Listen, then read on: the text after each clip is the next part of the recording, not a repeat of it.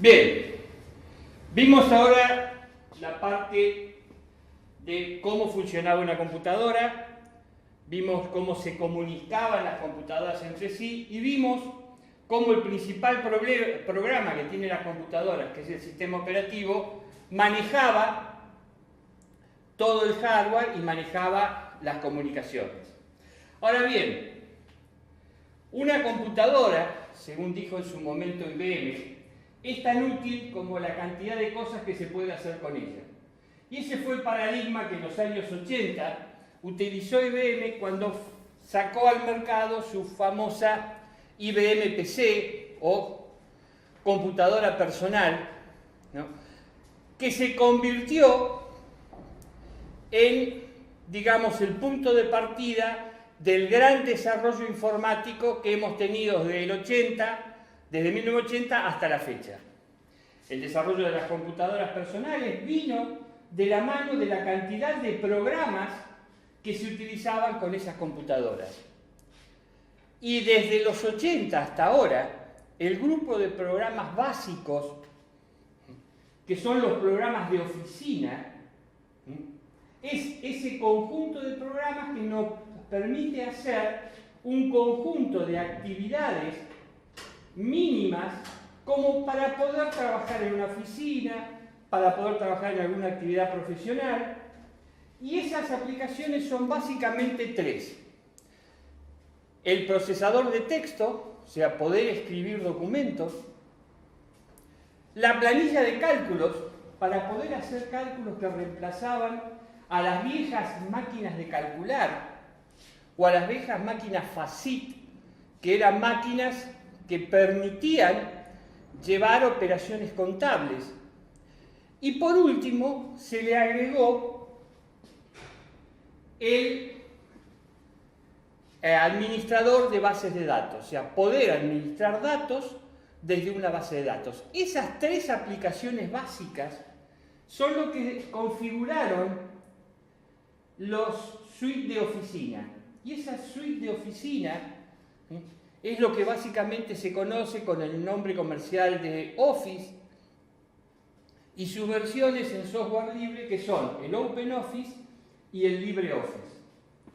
En particular, la mejor versión hoy en día, que estamos hablando en marzo del 2018, es quizás el LibreOffice 6.2, que tiene el mayor grado de compatibilidad, permite importar archivos desde otros procesadores de texto, exportar archivos, tiene transformación directa en PDF, se integra con un editor de fórmulas matemáticas, que es el MAT, y con un editor de imágenes, que es el Draw, en el cual uno puede hacer presentaciones, puede hacer diapositivas y mezclarlas dentro de un solo documento. Esa capacidad de integración que tienen la suite de oficina es lo que hacen utilizable a las computadoras. Entonces vamos ahora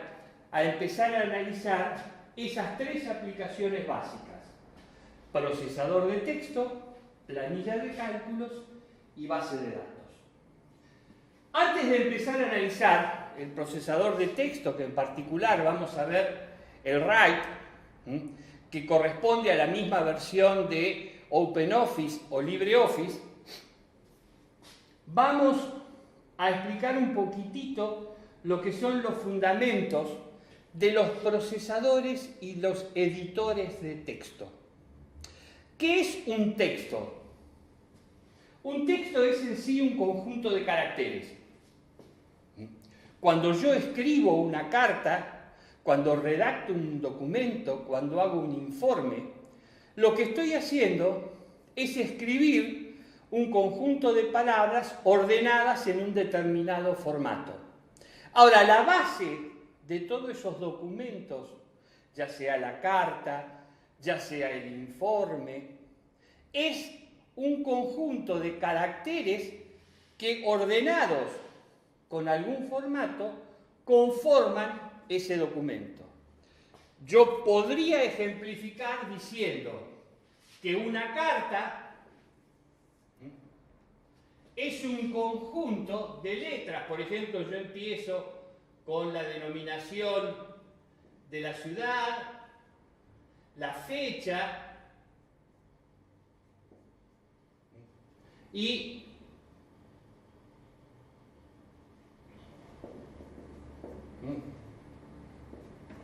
fíjense que si yo quisiera expresar eso en forma que yo no perdiera esta información que estoy guardando, lo que primero uno diría es, bueno, yo tendría que guardar todos estos caracteres en algún formato. Para guardar todos estos caracteres en algún formato voy a tener que recurrir a un archivo. ¿Y qué es lo que voy a almacenar en ese archivo? Los caracteres que componen este texto. Entonces, mi archivo, si yo lo represento como una barra que va conteniendo distintos datos, tendría algo que sería una identificación, tendría algo que sea un formato, o sea, en qué forma están distribuidos estos caracteres, y después empezaría diciendo, fíjense, yo empecé diciendo Bahía Blanca, 3 del 5 del 18. Entonces, ¿qué es lo que tendría ese archivo? B, A, H, I, A, espacio. Y voy repitiendo.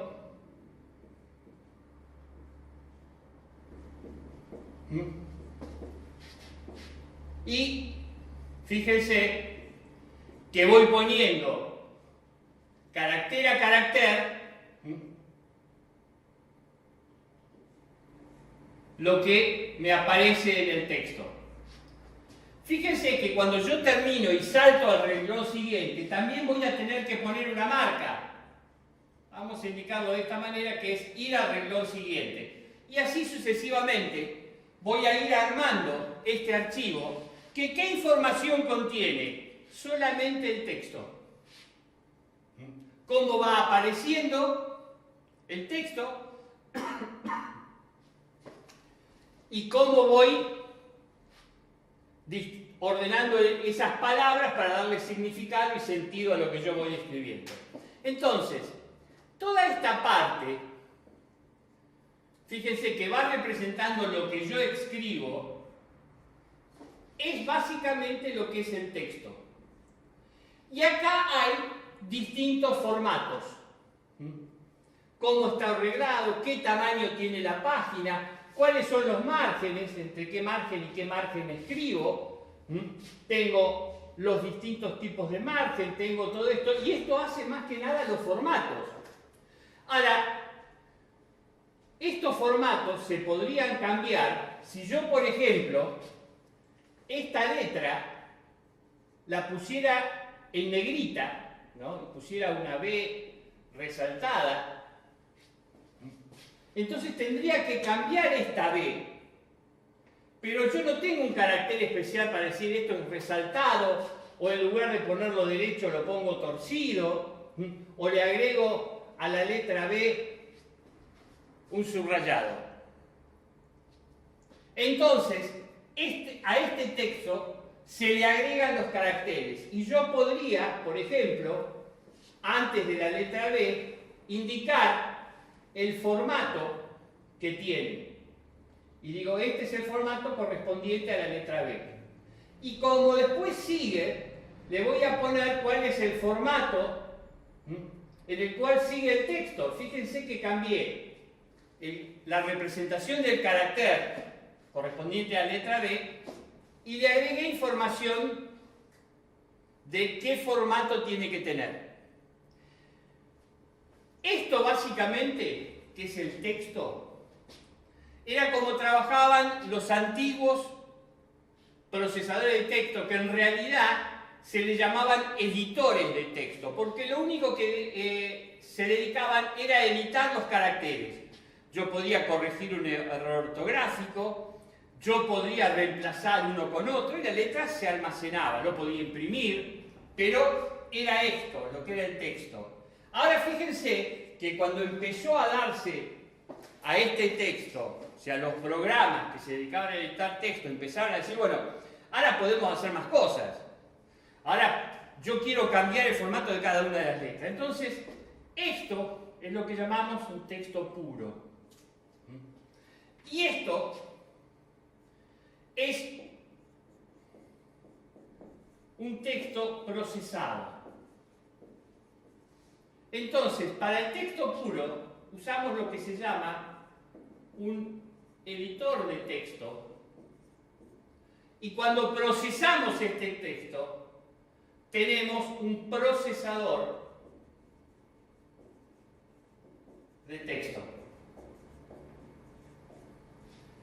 El famoso Notepad que tienen la mayoría de las computadoras, que son editores puros de texto, le permite a ustedes escribir un texto en forma muy sencilla, con este formato. Ustedes tienen la identificación del archivo, le ponen un formato general y después los caracteres de cómo viene, y lo imprimen.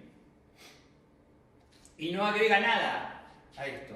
Y ustedes pueden hacer pequeñas operaciones con ese editor de texto. O sea, se usa generalmente como notas, los tienen todos, hasta los teléfonos celulares contienen un pequeño editor de texto para tener notas que ustedes puedan escribir y guardar.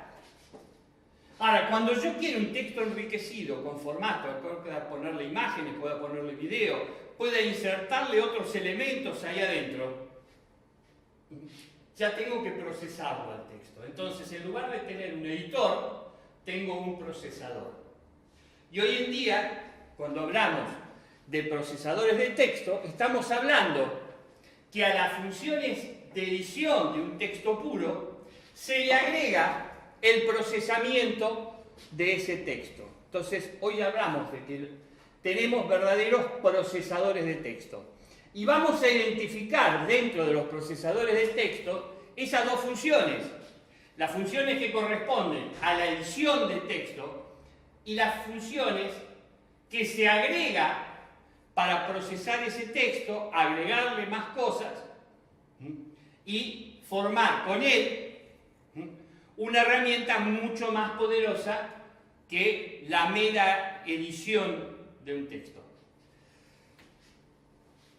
Vamos entonces a ver cómo trabaja el programa Write, que forma parte de los procesadores de texto. Volvemos a decir, tomamos Write porque Write es un programa de software libre, podemos descargarlo, es un programa que viene con todas las garantías de no tener virus ni ningún problema, se descarga desde repositorios oficiales, con lo cual no es una versión que ha intervenido por manos espurias. O sea, cuando ustedes descargan en su computadora un programa que no es original, sobre todo los programas que tienen derechos de autor, el derecho de autor se protege a través de proteger la copia. Algunos delincuentes informáticos toman ese programa, lo craquean, o sea, rompen las protecciones, por eso se llama crack, crack viene de romper, rompen la protección y le dan una versión que ustedes pueden correr sin las previsiones que había tomado el autor para que solamente lo utilicen aquellos que pagaron el uso del programa registrado. En el software libre se considera que todo el mundo es libre de utilizar esos programas y por eso es que se permite que todo el mundo lo use, que todo el mundo lo distribuya y que si alguien le aporta trabajo puede cobrar su trabajo pero no los derechos de autor de ese programa. Esas son las bases de lo que llamamos software libre. Ahora bien, la utilización de ese programa craqueado puede llevarnos a poner nuestro equipo en riesgo. ¿Por qué? Porque la persona que se dedica a craquear programas lo hace con algún tipo de fin.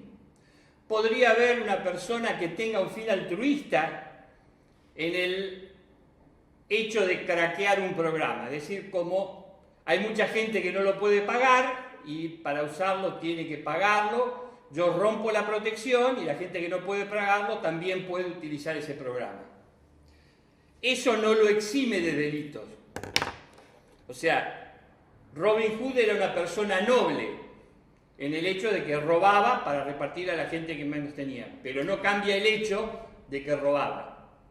La persona que craquea un programa que es de uso comercial, que está registrado y lo craquea para distribuirlo gratuitamente, está cometiendo un delito informático, que es el hecho de adulterar un programa para impedir que se utilice en las condiciones que debería ser utilizado. Ahora también existen otras personas que craquean ese programa, rompen la protección y le agregan software malicioso. Por ejemplo, un troyano, un antivirus, un pequeño programa a través del cual pueden espiar en sus computadoras. Entonces ustedes cargan en su computadora, puede ser lo mismo en su celular, en su notebook, en lo que sea, un programa que no está distribuido en forma oficial y corren el riesgo de que su computadora quede expuesta a software malicioso. Lo van a ver muy simple en un hecho, es que la mayoría de los programas, esos que se ofrecen craqueados, le van a decir desconecte su antivirus para instalar este programa. Y si mi programa no tiene ningún virus, ¿por qué tengo que desactivar el antivirus? Porque precisamente en el momento que ustedes instalan ese programa, conjuntamente con el programa están instalando un virus. Y los virus de hoy en día son virus inteligentes que pueden anular la acción del antivirus si el antivirus no está activo. O sea, si el antivirus está activo, detecta que hay un programa que quiere instalarse, que es un programa que tiene elementos maliciosos, y protege la computadora de ese programa impidiéndole que se instale. Si ustedes desactivan el antivirus para poder instalarse la última versión de un jueguito, la última versión de un programa que ustedes quieren utilizar para ingeniería, muy probable que ese programa tenga un troyano o tenga algún software malicioso, por eso se llama hoy en día malware a todo ese tipo de software, que le permita a una persona tomar control de su computadora, ver qué es lo que hacen, espiarlos por la cámara de su computadora, escuchar lo que ustedes dicen a través del micrófono de su computadora, ver qué es lo que hacen cuando acceden a su cuenta bancaria y, por ejemplo, robarle los datos de su tarjeta de crédito, de su cuenta bancaria, con lo cual ustedes quedan expuestos. Les pueden robar la identidad también, y ese es un riesgo mucho mayor. Entonces, quedamos en claro que dentro de lo posible vamos a utilizar programas de software libre porque al menos me dan la tranquilidad que instalando un programa de software libre desde los repositorios oficiales de software libre, yo estoy evitando instalar en mi computadora software malicioso. Y no me convierto en cómplice de un delito utilizando un programa que fue robado en los términos de uso de su legítimo propietario. Bien, volvamos entonces al programa Write. En general, todos los programas de la serie OpenOffice o LibreOffice tienen el mismo formato. Van a ustedes identificar lo que es la ventana principal, en la cual tienen, en el caso del procesador de texto, tienen el área del texto, en la cual van a ver cuál es una regla horizontal para saber el tamaño en el cual van poniendo el texto, una regla horizontal para ver cuál es el desplazamiento del texto, y eso les va a definir también con los bordes, los márgenes izquierdo y derecho, y superior e inferior, cuál es el área en la cual se va a trabajar. Toda esta preparación de la hoja va a estar definido en lo que es la barra de menús, en lo que es formato. Todo esto que hace a la forma que va a tener el texto va a estar en el tema del formato. Todo lo que es edición corresponden a los comandos de lo que habíamos hablado del editor de texto. Y después tienen opciones de visualización, de qué forma yo puedo ver el documento, opciones de inserción, o sea, qué cosas puedo ponerle a este documento. Cuando ustedes le ponen una imagen acá, ¿qué es lo que están haciendo? Están incorporando un archivo de imágenes, o sea, yo voy a hacer lugar acá, en este archivo, para poner una imagen, y voy a decir, en este lugar va esta imagen, y el archivo se me agranda. Por ahí ustedes tienen un archivo de texto que les pesa 10 kilobytes, le ponen una imagen que pesa 200 kilobytes, y el tamaño del archivo se va a 210 kilobytes. ¿Pero qué? Le metieron una foto acá que les cargó el archivo a un tamaño mucho más grande. Pueden manejar tablas, que ya las vamos a ver, herramientas como son en algunos casos traducciones, generalmente la parte de corrección ortográfica y sintáctica, el manejo de las ventanas, yo puedo ver en simultáneo dos textos, uno arriba otro abajo, uno a cada costado. Son maneras de trabajo que me van a ayudar. Y después, toda la parte de lo que es archivo. En la parte de lo que es archivo, yo voy a tener todo lo que es la identificación de este documento y todas las formas en las cuales lo puedo guardar, lo puedo recuperar, lo puedo transformar, lo puedo imprimir. Estas son las opciones que yo voy a tener. Entonces, en el formato general, me va a aparecer una barra de título, una barra de menú, una barra de herramientas, que son los elementos que yo voy a usar más frecuentemente. Entonces, en lugar de tener que elegir, ir, seleccionar, insertar una foto, yo puedo poner el hecho de agregar una foto. Entonces, en lugar de ir buscar eso, directamente lo hago. En lugar de ir a archivo, abrir documento, tengo un icono que me dice abrir documento. Entonces me permite trabajar mucho más simple. Y después tengo una barra de estado, que es esta última, que fíjense, me está diciendo en qué página del documento estoy. Me está diciendo si el modo de trabajo del editor de texto es en forma de inserción o no. Me está diciendo qué tamaño tiene el área de texto que yo estoy trabajando respecto al modo normal de trabajo, ¿no?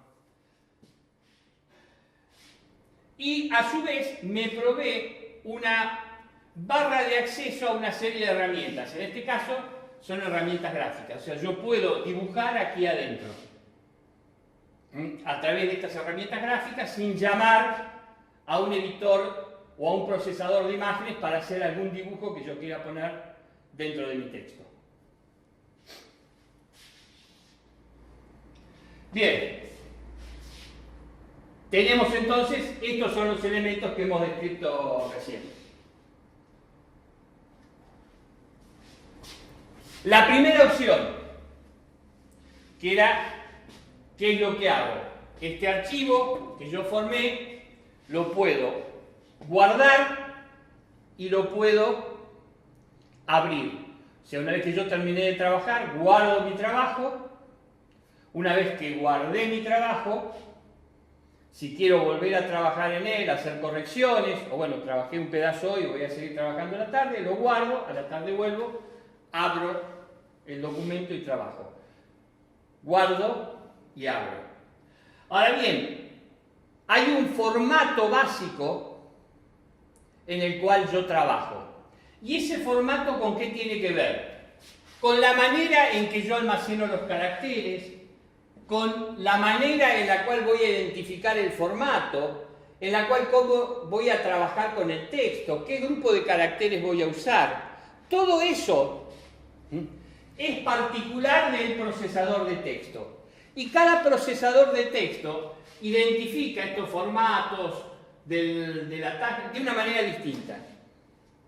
Entonces, cada formato tiene un nombre propio. Por ejemplo, Microsoft utiliza por defecto el formato doc.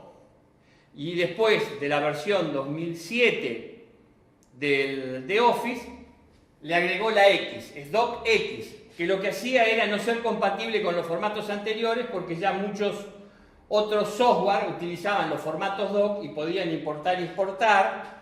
Entonces, para que no le pudieran utilizar los documentos que generaba Microsoft, sacó la versión docx y nadie podía importar los archivos docx hasta que al final, por ingeniería inversa, descubrieron cómo eran estos formatos y hoy la mayoría de los programas pueden importar tranquilamente un documento en formato docx. Pero cada uno le da su formato y ese formato tiene que ver con el tipo de archivo.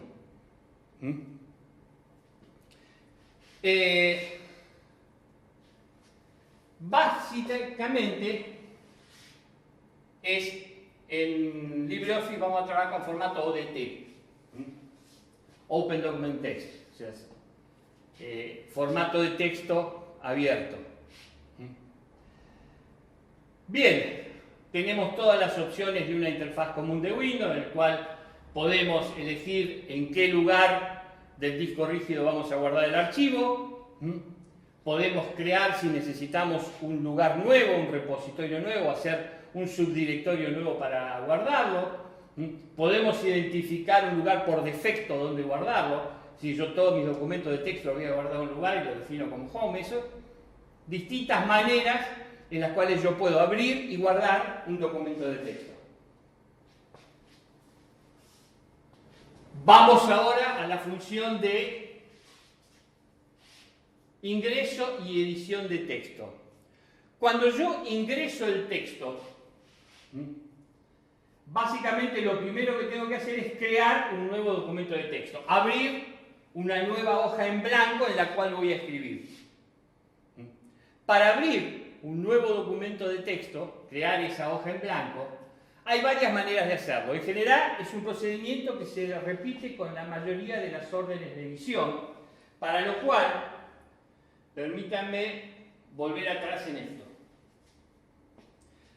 Yo puedo, para darle cualquier comando a un procesador de texto, a cualquiera de los elementos que conforman las distintas suites, ir directamente a través de la barra de menús, elegir el menú correspondiente, en este caso sería archivo, crear nuevo documento y automáticamente se me crea. Entonces utilicé el camino a través de la barra de menús.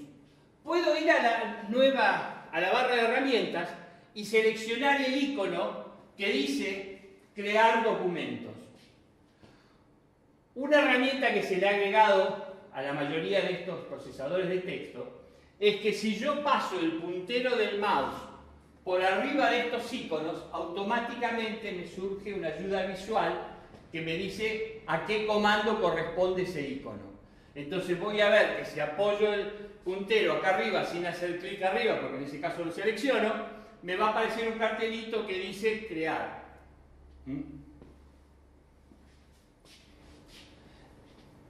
Y existe una tercera manera de acceder que se llama el shortcut, el atajo. El atajo es directamente, hay una combinación de teclas que me permite automáticamente ejecutar ese comando. ¿Y eso por qué viene? Porque los viejos editores de texto estaban pensados para gente que escribía muchas cartas, que tipeaba mucho. Entonces, muchas veces el hecho de usar un mouse, tomar la selección y demás, o ir a la barra de menú, seleccionar, tardaba mucho más que directamente apretar dos teclas. Entonces, como la persona estaba más acostumbrada en los primeros tiempos a utilizar máquinas de escribir y estaban más familiarizados con el teclado como interfase que con los dispositivos visuales como el mouse o los dispositivos táctiles, era más fácil la combinación de teclas. Y eso quedó de los viejos editores de texto. Entonces, esto que llamamos atajo o shortcut sigue existiendo. Para crear uno nuevo apretamos Control U y automáticamente crea un documento nuevo. A partir de ahí puedo empezar a ingresar texto. Ahora, hay dos maneras de tipear. Una, sobreescribiendo sobre lo anterior, o otra es insertando y desplazando el texto anterior. Si el modo es sobreescribir, lo que yo voy escribiendo sobreescribe el texto anterior. Y si yo digo estoy en modo insertar, lo que yo escribo va desplazando el texto anterior y se va insertando en el texto anterior. Eso es lo que pasa. Yo quiero agregar algo sin reemplazar lo anterior.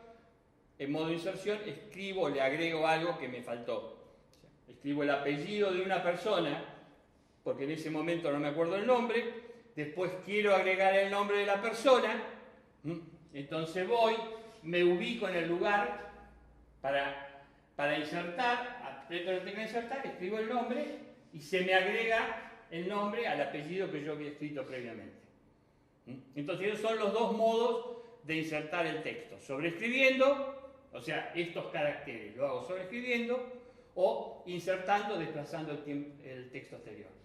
Ahora bien, yo quiero hacer algo con el texto.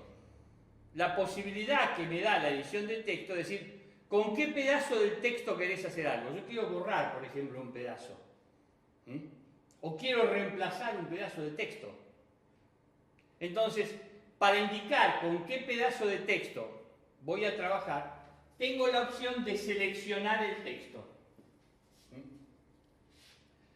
Puedo hacer directamente clic sobre el texto y básicamente con un clic se inserta y me dice, bueno, yo voy a trabajar en este lugar del texto.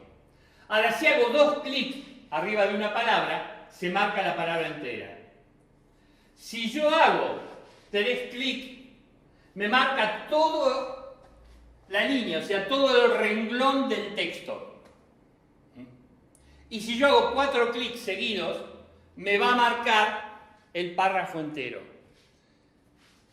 Un recordatorio: palabra, renglón y párrafo es todo pedazo que empieza en un nuevo renglón y termina cuando yo digo que dejo de enretar y hago salto al nuevo renglón. Estos saltos de renglón, o sea, yo empiezo después de un salto a un nuevo renglón, pues empiezo en un principio de renglón. O sea, acá comienza mi párrafo. Hasta que le doy y digo, bueno, ahora es punto y aparte, digamos. Si volvemos a la vieja clase de castellano, yo diría, después de un punto y aparte empieza el párrafo hasta el próximo punto y aparte. Esto es lo que consideramos párrafo. Y puede tener, 2 párrafos pueden tener características distintas. Entonces, reconozcan estos 3 elementos. Alternativamente a esto de cliquear sobre el texto, yo puedo apretar la tecla Control y pintar con el botón izquierdo del mouse. Entonces selecciono el texto que yo quiero. También puedo apretar la tecla Shift y con las teclas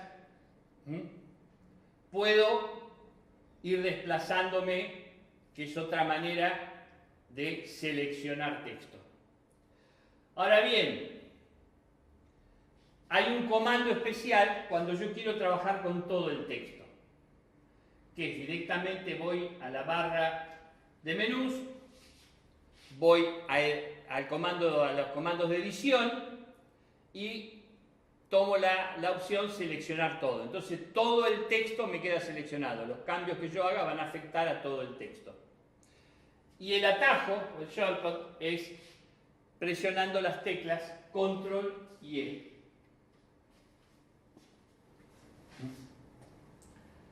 Ahora bien, una vez que selecciono un pedazo de texto con el que yo quiero trabajar, ¿qué es lo que puedo hacer?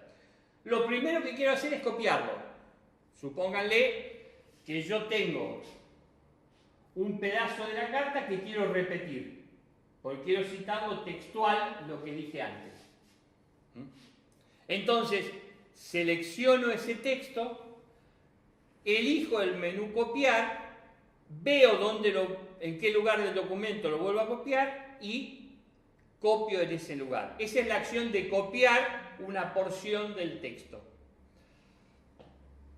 Que generalmente lo que ustedes hacen cuando buscan algo en internet, marcan con el mouse lo que quieren copiar, cliquean a la derecha, ponen copiar, lo ponen en su carta, me lo pegan y dicen, mire profe, qué lindo trabajo que hice. Recuerden algo, eso se llama plagio.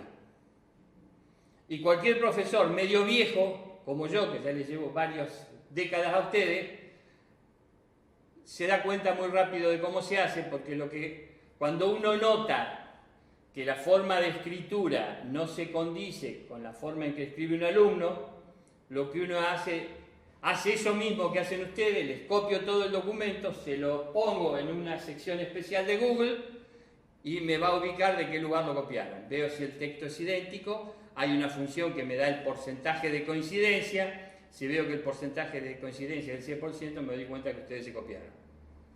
Entonces,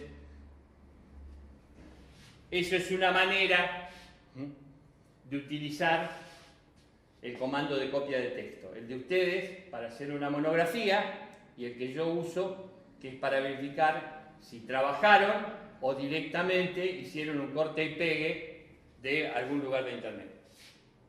Volvamos. Yo quiero copiar, entonces copio el texto. ¿De cuántas maneras puedo hacerlo? Una vez que seleccioné el texto, puedo decirlo directamente, cliqueo a derecha del mouse, me aparece un menú desplegable en el cual yo elijo la opción de copiar, voy al lugar donde quiero depositar ese texto, selecciono el lugar, pongo pegar y automáticamente se pega ese texto que yo había seleccionado para copiar. Ahora, pongamos que yo lo que quiero es mover un pedazo del texto a otro lugar. Selecciono ese lugar y en lugar de decir copiar, voy a decir cortar. ¿Y qué es cortar? Cortar es saca ese pedazo del texto de donde estaba y lo lleva y lo pone donde yo le indico que lo tiene que poner. Entonces tengo las dos funciones de copiar y de cortar. Ahora, lo puedo hacer con el botón derecho, puedo irme también a la barra de herramientas, a las opciones de edición y luego selecciono cortar para que eso se copie, busco otro lugar, vuelvo a hacer el procedimiento, pongo pegar y automáticamente se pega el texto en el lugar que yo quise. Fíjense, la diferencia entre copiar y cortar es que copiar deja el texto que yo había seleccionado en el lugar y hace una copia en otro lugar. Cuando yo digo cortar, lo saca del lugar donde yo lo había seleccionado y lo pone en otro lugar. También existen atajos o shortcuts que son Control X y Control C. Cuando yo digo Control C, copio. Cuando digo Control X, corto. Y cuando digo Control recorta, lo pego.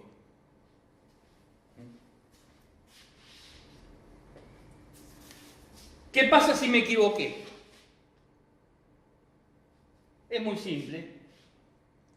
Los procesadores de texto tienen una cierta memoria que les permite acordarse de qué fue lo que hicieron. Entonces le digo deshacer. Voy a la barra de menú, edición, presiono deshacer y la última operación que hice se deshace.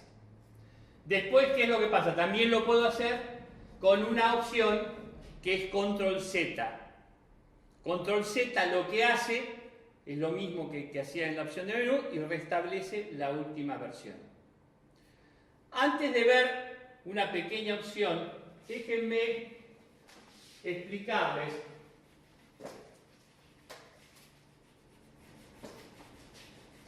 cómo es en realidad el proceso de copiado o corte y pegado. Para eso vamos a mantener la idea de lo que es el texto. O sea, yo tengo un texto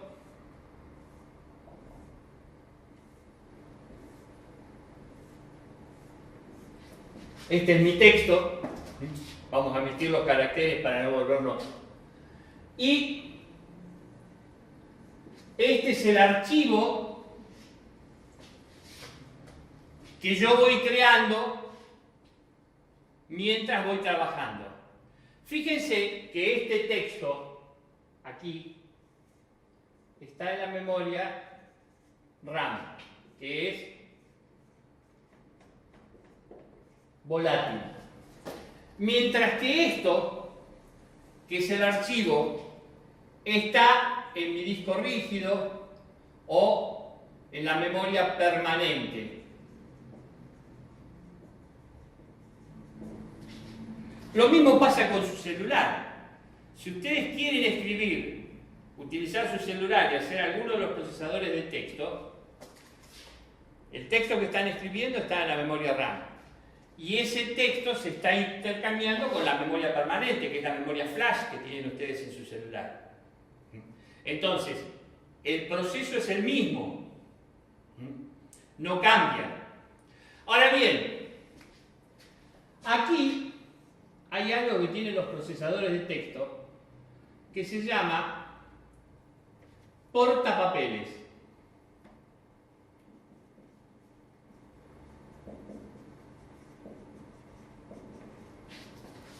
También se llama clipboard en inglés. Por eso viene el nombre de portapapeles. Cuando yo selecciono un texto, o sea, yo selecciono un pedazo de este texto,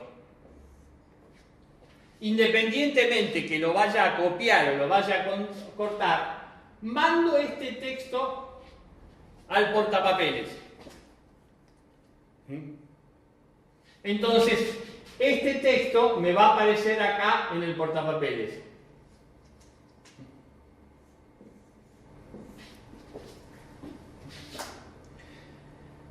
Y en este portapapeles, cuando yo le diga voy a pegar el texto, fíjense, acá le doy la orden de copiar o cortar, sería lo mismo. La única diferencia es que le digo copiar, no pasa nada con este texto, le digo cortar, automáticamente me borra este pedazo de texto. ¿Qué fue lo que pasó en este archivo? En el primer caso, este texto queda, acá estaba el texto seleccionado.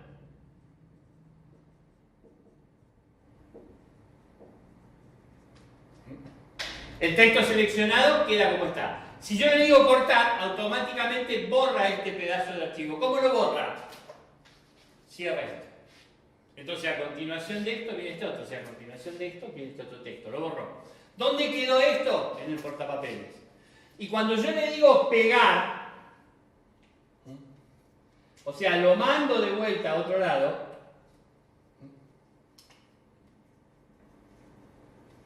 pasa del portapapeles nuevamente al texto. Y aparece de vuelta este documento. Ahora fíjense que esto me quedó guardado en el portapapeles. Por las dudas. Cuando yo hice este proceso, hay algo que junto con esto es la pila de comandos.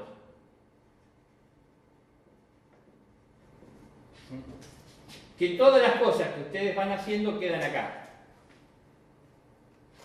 Entonces yo digo, presiono control Z. Yo lo último que hice fue pegar esto acá. Y esta es el último comando. Entonces yo digo, deshago, voy, borro esto y listo. Yo agarro y digo, vuelvo a apretar control Z 2 veces. Lo anterior que hice es copiar, pegar, me desaparece esto, me queda realmente solo el texto seleccionado.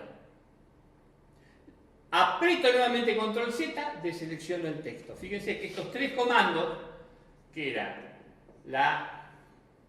el pegado, el copiar y el seleccionar, quedan almacenados en la pila de comandos.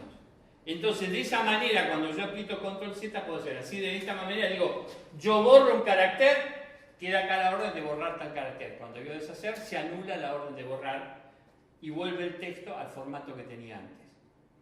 De la manera, cuando yo inserto, este texto seleccionado puede ser insertado en otro lugar. Entonces, se abre el archivo y aparece el texto seleccionado en este lugar. ¿Cuál es el problema? ¿Y por qué les hago esta salvedad? Antiguamente, si ustedes no se tomaban el trabajo de guardar, ¿qué era lo que pasaba? Se apagaba la computadora, corte de alimentación. Todo el trabajo estaba en la RAM, era volátil. Si ustedes lo habían pasado de la RAM al archivo, perdían todo el trabajo. Y a veces había estado 2 horas escribiendo, 2 horas de su vida. A ustedes que le quedan mucho no les importa. A mí que me quedan menos que a ustedes me importa mucho el tiempo. Vale para mí, porque tengo mucho menos para gastar que ustedes. Entonces lo cuido más. Por eso generalmente los viejos utilizamos todo este tipo de herramientas. ¿Qué es lo que pasa en este momento? Lo que pasa en este momento es que yo perdí todo mi trabajo. Se borra esta información, todo esto. Ahora, ¿qué es lo que pasa? Cuando yo le digo que lo guarde, le pongo un nombre, le doy todo esto, automáticamente todo esto se va guardando.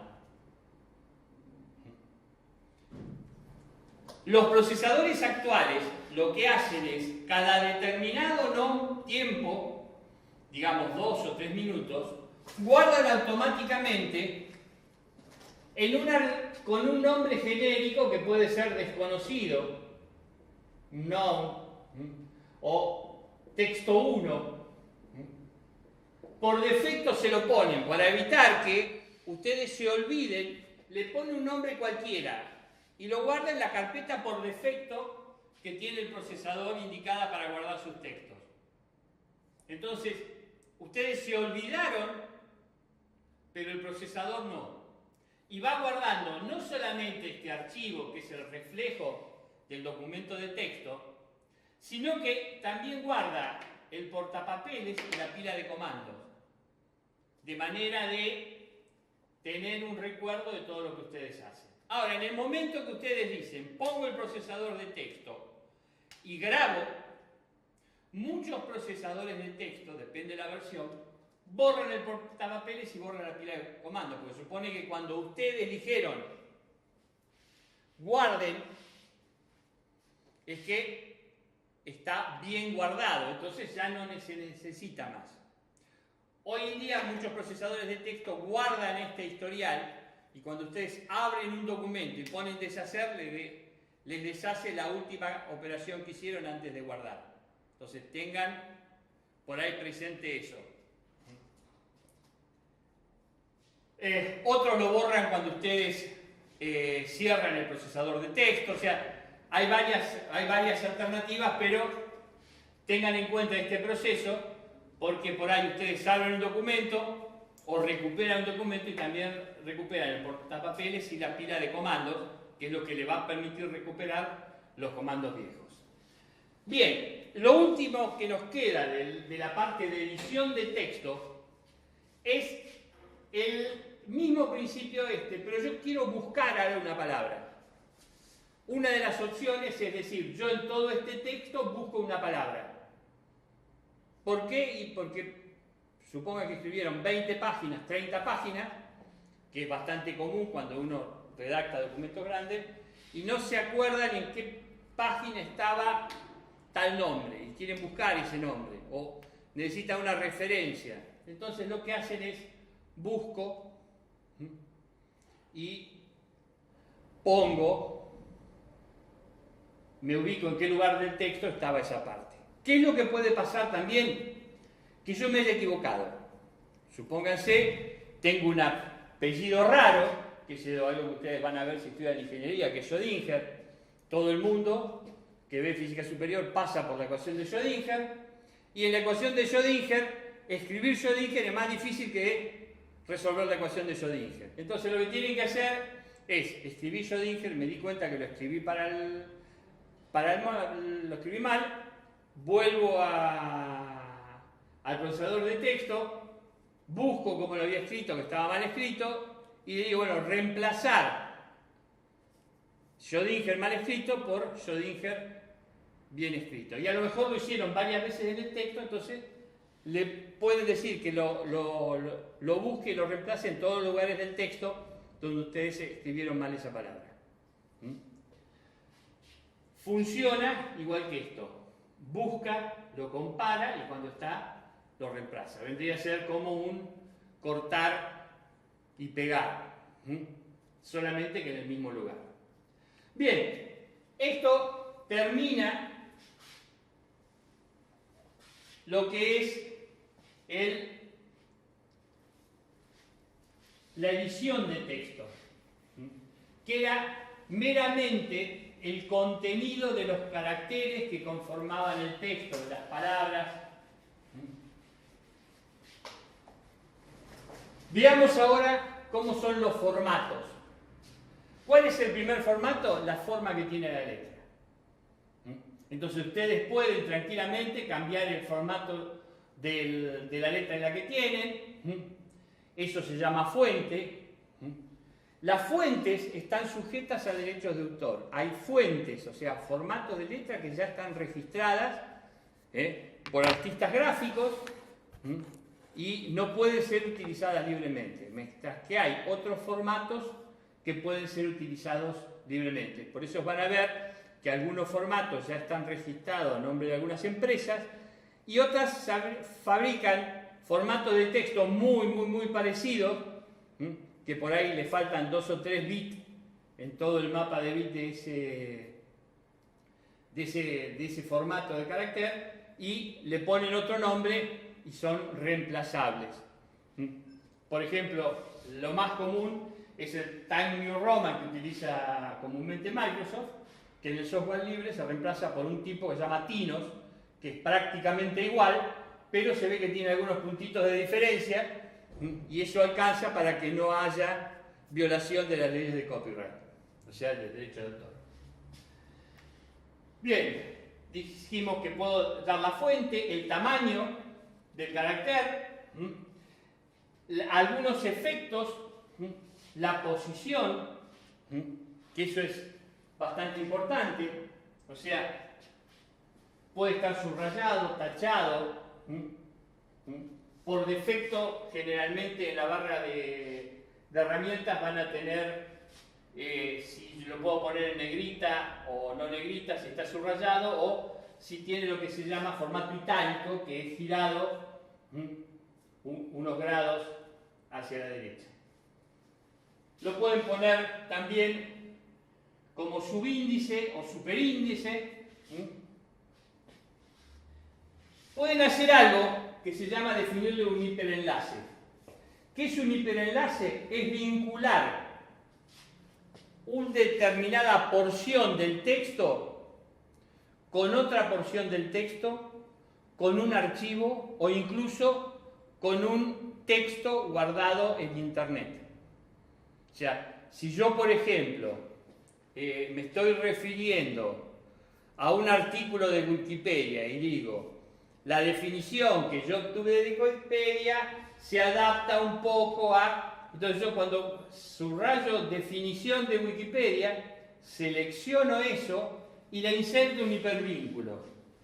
Y lo mando, ¿no?, a el enlace donde está Wikipedia diciendo eso.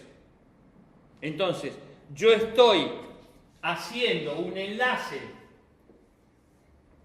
entre una porción de mi texto, por lo general, la mayoría lo hacen en azul, para decir que es un enlace, y yo en la web tengo este documento y este enlace me permite dirigirme directamente a este documento. También me podría permitir dirigirme a otro archivo que está dentro de mi disco rígido. Tengo un disco rígido en el cual tengo, o en la memoria permanente, tengo otro archivo y también el enlace puede ir a ese otro archivo.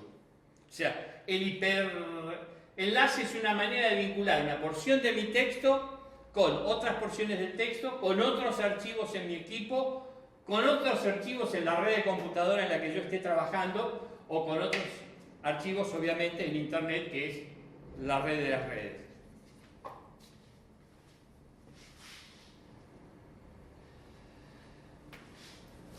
Otro de los elementos que conforman el procesador de texto son las imágenes. Como dijimos antes, yo a un editor de texto le puedo agregar una imagen en cualquier lado. Esa imagen va a tener distintos tipos de formatos que van a decir de qué manera yo la compongo, y básicamente lo que hago es insertarle, darle un tamaño y una ubicación y una forma de permanecer en mi archivo. Entonces, lo primero es inserto una imagen, elijo qué imagen voy a insertar. La imagen incluso la podría crear con un editor gráfico, pero lo elijo de un archivo cualquiera que yo tenga en mi computadora.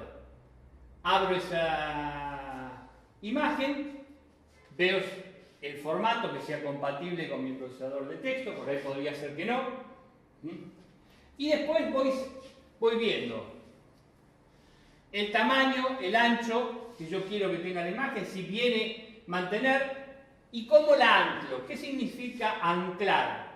Que la imagen va a estar pegada a un párrafo. Yo muevo el párrafo, la imagen se mueve con el párrafo. Yo lo puedo pegar a la página. Si yo la pego a la página, le pongo una posición y de esa página y de esa posición no se mueve.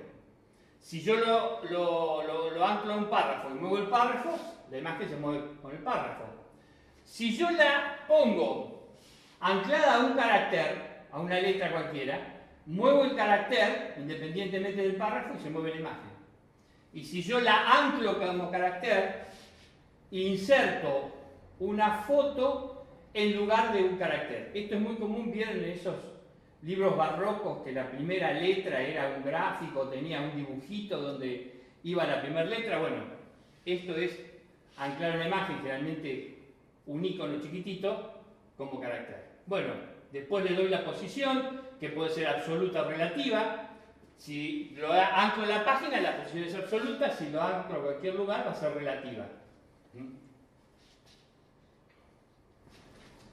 Y después tiene que ver los distintos tipos de ajuste de la imagen. Si no tiene ningún ajuste, la imagen ocupa su lugar según como lo había anclado. Ahora, yo puedo permitir que ese ajuste sea antes del texto. Entonces le permito que antes de la imagen haya texto. O le permito que después de la imagen haya texto. O le permito que haya texto a ambos lados de la imagen. O le permito que la imagen sea un continuo entre el texto, o que sea dinámico. Yo voy moviendo y el texto se va acomodando alrededor de la imagen. El continuo se suele usar mucho con imágenes muy claras y poco fuertes, para usarlo como lo que se conoce como marca de agua. Ustedes quieren hacer un texto con algún tipo de fondo sobre ese texto, el anclar una imagen en forma continua les va a facilitar eso.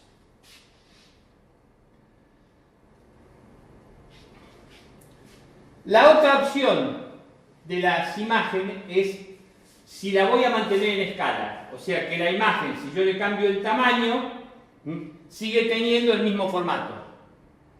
Entonces yo no puedo achicarla de esta manera o achicarla así. La achico en forma proporcional si yo mantengo la escala. O puede que no y la recorto. Eso es importante. O sea, yo la puedo recortar, o sea, supóngase yo quiero un cuarto de esta imagen. Bueno, me va a quedar solamente este pedazo. Ahora, si yo quiero que la imagen tenga este tamaño, le voy a decir que mantenga la escala, entonces corro esto para acá y esta imagen se me reduce hasta quedar a un cuarto del tamaño anterior. Por último están los bordes. Toda imagen puede ser enmarcada con un borde. Los bordes se utilizan mucho cuando el gráfico original no tiene un contorno bien definido, entonces se le puede definir un contorno.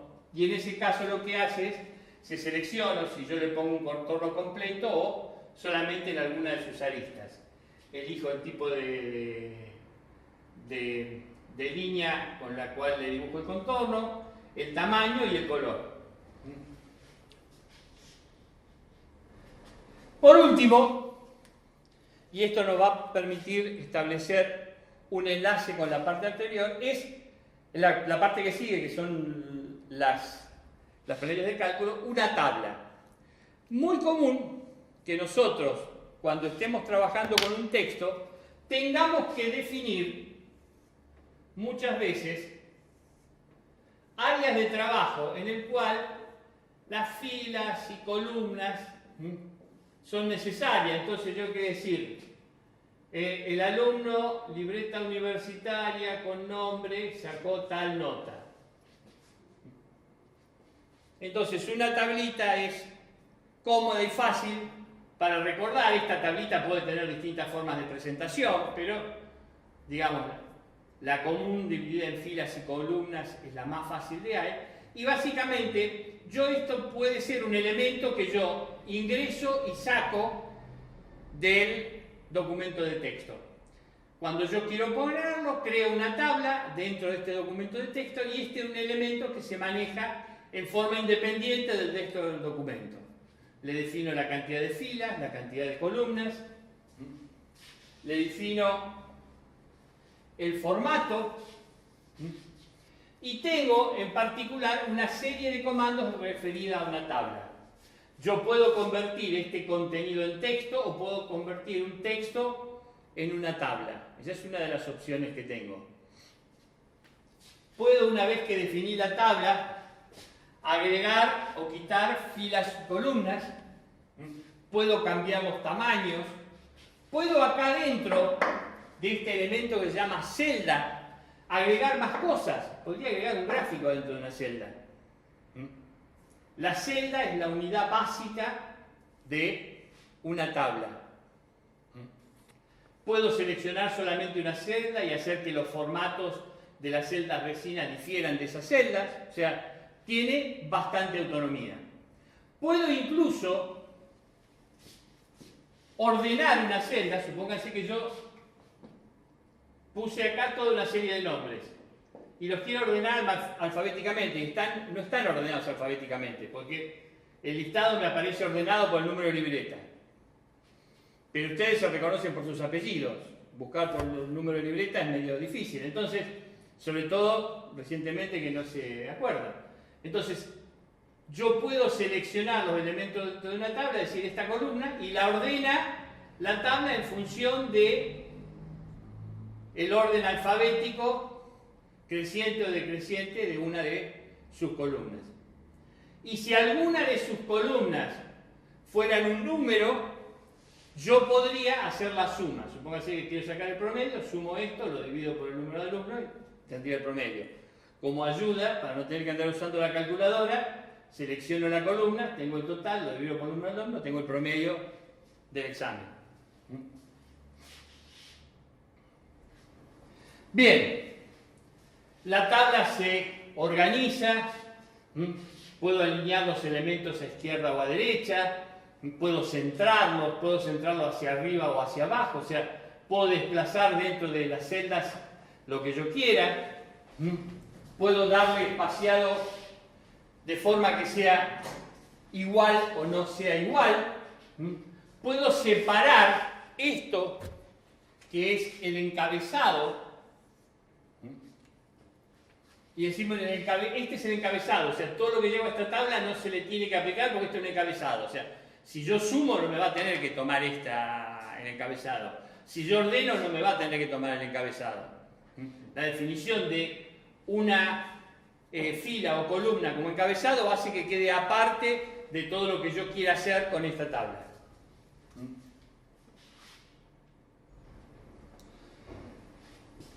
Puedo cambiar este ancho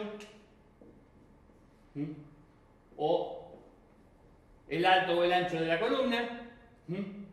Entonces las relaciones son variables, pueden ser proporcionales, puede ajustarme al contenido del texto. O sea, esto va a ser tan ancho como lo que yo le quiera meter adentro. Esa también es otra de las propiedades que tiene una tabla. Igual que hacía antes con las imágenes, puedo definirle un contorno. Elijo el tipo de contorno, si quiero que esté todo. Hay algunas tablas muy interesantes que se hacen con una fila. ¿La vieron así? Es típico de los bancos de las tarjetas de crédito hacen esto.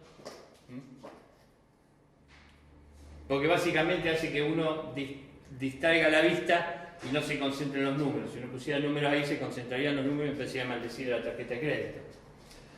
Bien, puedo, igual que antes, definir el tipo de bordes, el contorno, el espesor, el color. Y por último puedo elegir el fondo, con lo cual podría pintar algunos fondos de algunas celdas o algunas tablas.